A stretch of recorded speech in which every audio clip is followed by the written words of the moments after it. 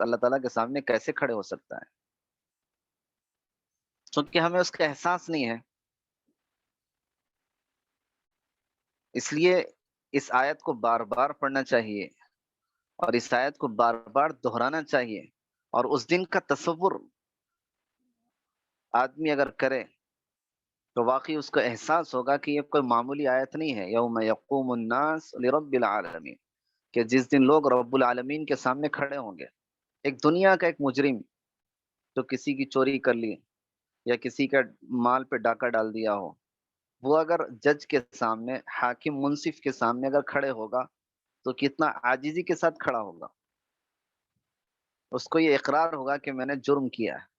اور وہاں اللہ رب العزت اور ان کے سامنے انسان اگر کھڑے ہو، اور جب کہ اس کی اپنی صبح شام گناہوں کے ساتھ نیکیاں بھی ہیں، تو ان کی اپنی شان کے، ان کی اپنی علو شان کے لائق نہیں ہیں. اور اگر دیکھا جائے آدمی واقعی کہ اپنی نیکیوں پر اترا نہیں سکتا کہ میری تو یہ نیکیاں ہیں، میں تو نمازی ہوں، میں تو حاجی ہوں، میں تو فلاں ہوں. اگر اللہ رب العزت ایک بندے کی ایک نعمت جو اللہ نے عطا فرمائی ہے اس کا حساب لے لے تو ہماری اپنی ساری نمازیں چلی جائیں گی. روایتوں میں آتا ہے کہ ایک بندے نے 50 برس اللہ کی عبادت کی، کسی قسم کی نافرمانی نہیں کی. اللہ تعالیٰ نے فرشتوں کو اس کے پاس بھیجا اور یہ کہا کہ اس کو خوشخبری دو کہ میں اپنے فضل سے اس کو جنت میں داخل کروں گا. تو اس نے فرشتوں سے کہا کہ اللہ تعالیٰ سے یہ پوچھو کہ میری 50 سال کی عبادت کہاں چلی گئی. تو اللہ تعالیٰ نے فرشتوں سے کہا کہ ٹھیک ہے. اس کی گردن کے اندر رگ میں درد شروع ہوا، اور اتنا شدید درد تھا گردن کے رگ کا کہ جس کی وجہ سے نہ لیٹ سکتا، نہ سو سکتا، نہ بیٹھ سکتا، نہ کسی عبادت کے اندر انہماک اور مشغول ہو سکتا. اس کی رات و دن بے چینی اور کرب کی گزر رہی تھی. اس نے دعا کی کہ اللہ، یہ جو گردن میں کی رگ کا جو درد شروع ہوا ہے اس کو آپ کم کر دیجیے، اس کو آپ ختم کر دیجیے. تو اللہ نے فرشتوں کو بھیجا اور یہ کہا کہ اس سے کہو 50 برس کی عبادت دینی پڑے گی وہ درد ایک ختم ہونے میں. تو وہ دینے پر بھی راضی ہو گیا کہ اللہ یہ درد ختم ہو جائے، میری 50 برس کی عبادت آپ لے لیں. اب سوچے کتنی نعمتیں اللہ نے ہمیں عطا فرمائی ہے، ان نعمتوں کے مقابلے میں ہماری کچھ بھی عبادت نہیں ہے جس پہ ہم اترا سکیں کہ ہاں نمازی ہیں فلاں اور فلاں. کچھ نہیں. ان کے نعمتوں کے مقابلے میں ہماری عبادت پاسنگ میں بھی نہیں آتی. یہ تو ان کا فضل ہے، یہ تو ان کا کرم ہے کہ انہوں نے تھوڑی عبادت کے اوپر اجر و ثواب زیادہ رکھا ہے. یہ سنت محمدیہ کی خصوصیت ہے. اگر آدمی ان چیزوں کو سوچے تو اس کی ہمت نہیں ہوگی کہ وہ رب العالمین کے سامنے کھڑا بھی ہو سکے. لیکن العیاذ باللہ بہت سے لوگ وہ ہوتے ہیں جو ڈھٹائی کے ساتھ یہ کہتے ہیں کہ ہاں آخرت میں دیکھ لیں گے، جو ہوتا آخرت میں دیکھ لیں گے. آخرت کیا چیز ہے جانتے نہیں ہم لوگ. اللہ تعالیٰ کے سامنے پیشی کوئی معمولی چیز نہیں ہے کہ جس کی وجہ سے ہم یہ کہہ دیں کہ ہاں آخرت میں دیکھ لیں گے. تو یوم یقوم الناس لرب العالمین، کہ لوگ جس دن رب العالمین کے سامنے کھڑے ہوں گے. 7ویں آیت ہے کلا ان کتاب الفجاری لفی سجین. کلا، یہ گرامر کے اندر حرف ردع کہتے ہیں اس کو، حرف ردع. ہرگز نہیں، یہ ڈانٹنے کے لیے آتا، زجر و توبیخ کے لیے آتا. یہ لفظ، یہ ورڈ جو ہے بڑا جاندار ورڈ ہے. کلا، ہرگز نہیں. ان کتاب الفجاری لفی سجین. ان کے معنی آتے ہیں بے شک.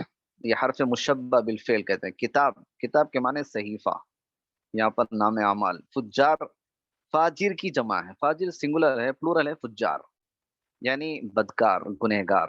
لفی سجین، لام تاکید کا ہے، فی کے معنی میں کیا آتے ہیں. سجین، سجین یہ جو ورڈ ہے یہ سجن سے نکلا. سجن، سجن کے معنی آتے ہیں قید خانے کے.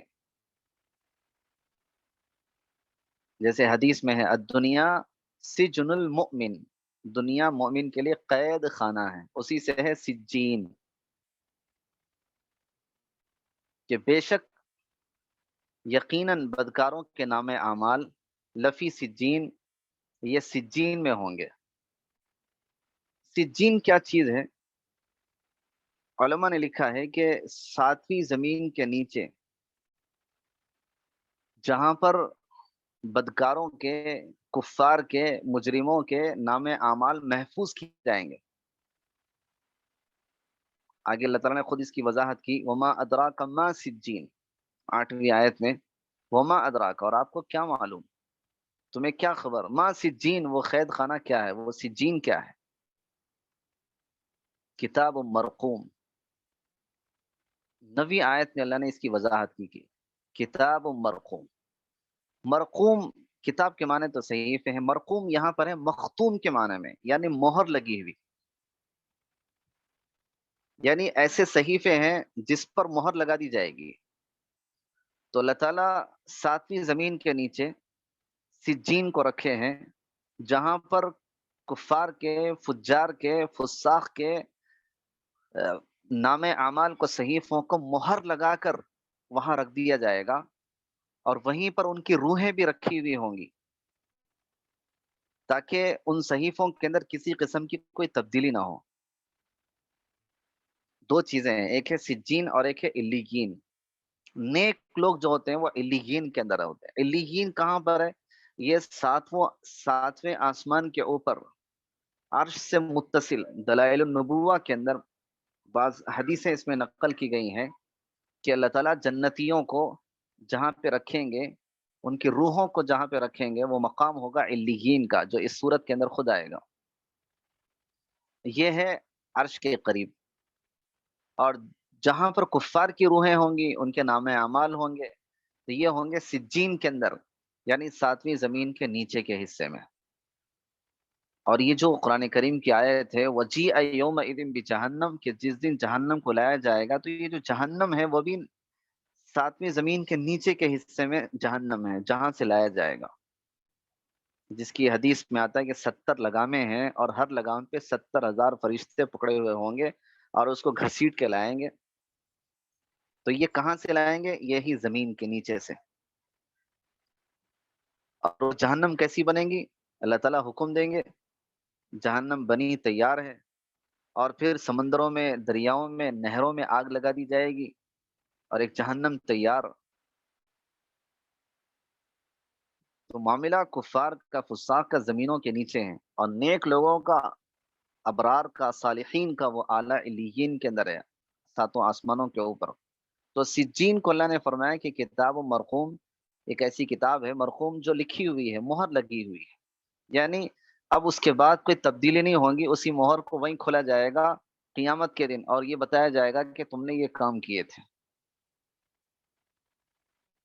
10ویں آیت ہے وَيْلٌ يَوْمَئِذٍ لِّلْمُكَذِّبِينَ، ہلاکت ہے، تباہی ہے، یومئذ، اس دن، جھٹلانے والوں کے لیے۔ یعنی چونکہ ایک بہت بڑی تعداد اس زمانے کے اندر بھی اور آج کے زمانے کے اندر بھی آخرت کے دن کو جھٹلاتی ہے، اور یہ کہتی ہے کہ آخرت کوئی ہے ہی نہیں، جو کچھ بھی ہے دنیا کے اندر ہے، یہی آدمی کھائے پیے، عیش و عشرت کی زندگی گزارے، ختم۔ الذین یکذبون بیوم الدین، تو یہ جھٹلانے والے کون ہیں؟ 11ویں آیت میں اللہ نے فرمایا کہ یہ یوم الدین کو، یعنی روز جزا کو، بدلے کے دن کو یہ جھٹلاتے ہیں۔ جو دن اللہ نے بدلے کا رکھا ہے، سزا اور جزا کا رکھا ہے، حساب و کتاب کا رکھا ہے، اعمال کے پیش ہونے کا رکھا ہے، جنت و جہنم کی منزل طے کرنے کے لیے اللہ نے جو دن رکھا ہے، اس دن کو یہ لوگ جھٹلاتے ہیں۔ یکذبون، کذب یکذب، تکذیب کے معنی جھٹلانا، اور یہ کہتے ہیں کہ یہ تو دن ہے ہی نہیں۔ اس وجہ سے دنیا کے اندر ان کی زندگی آزاد ہوتی ہے، اور جو آخرت کے دن سے ڈرتے ہیں، اس دن کو مانتے ہیں، اس دن کے اوپر یقین رکھتے ہیں، ایمان لاتے ہیں، تو اپنے معاملات کے اندر، اور اپنی معاشرت کے اندر، اور اپنی زندگی کے اندر وہ اس بات کا خیال رکھتے ہیں کہ کہیں آخرت میں پکڑ نہ ہو، کہیں آخرت کے اندر ہمارا کوئی معاملہ خراب نہ ہو جائے۔ اس لیے کہ اصل معاملہ پکڑ دھکڑ کا، اصل معاملہ جنت و جہنم کا، اصل معاملہ حساب و کتاب کا وہ آخرت ہی کا ہے۔ دنیا کے اندر آدمی امیر بھی جی لیتا ہے، غریب بھی جی لیتا ہے، تنگ دست بھی جی لیتا ہے، صاحب ثروت بھی جی لیتا ہے، لیکن مسئلہ یہ ہے کہ آخرت اس کی اچھی ہو، آخرت بہتر ہو. والآخرت خیر و ابقا. اللہ نے فرمایا کہ آخرت سب سے بہتر اور باقی رہنے والی ہے. تو اس لیے ہماری اپنی تیاری اس دن کی ہو. تو وہ دن کے بارے میں کفار یہ کہتے ہیں کہ یہ دن ہے ہی نہیں. الذین یکذبون بیوم الدین، جو بدلے کے دن کو چھٹلاتے ہیں. اسی پر ہم اپنی کلاس کو اینڈ کریں، پھر اگلی جو 12ویں آیت ہے انشاءاللہ پھر اگلے اس کا پارٹ نیکسٹ کلاس کے اندر انشاءاللہ ذکر کیا جائے گا.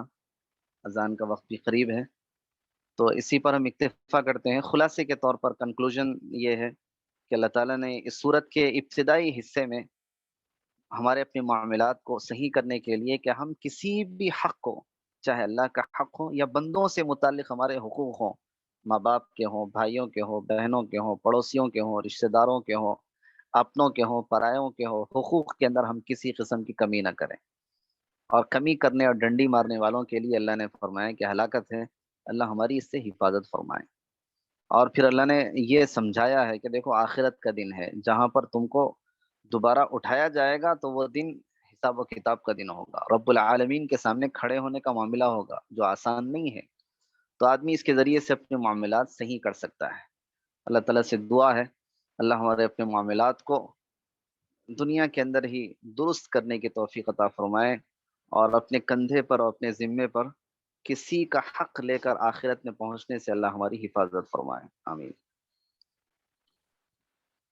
جزاک اللہ مولانا. میں سمعین سے کچھ سوالات تھے تو سمعین سوالات کر سکتے ہیں.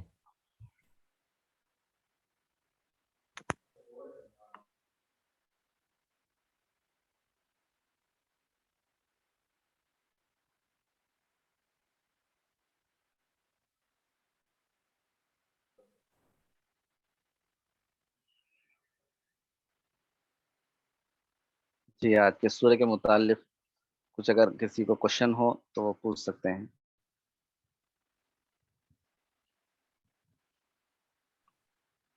مولانا میرا ایک سوال ہے. پہلی جو جی جی آیت متففین کا جو لفظ ہے اس کا اپوزٹ ورڈ محسنین کہہ سکتے ہیں ہم کیا؟ جو احسان جی کرنے جی والے ہیں. احسان کرنے والے، ہاں ذکر کر سکتے ہیں. آپ کو محسنین ہے اور موفین ہے، پورا کرنے والے. ٹھیک ہے.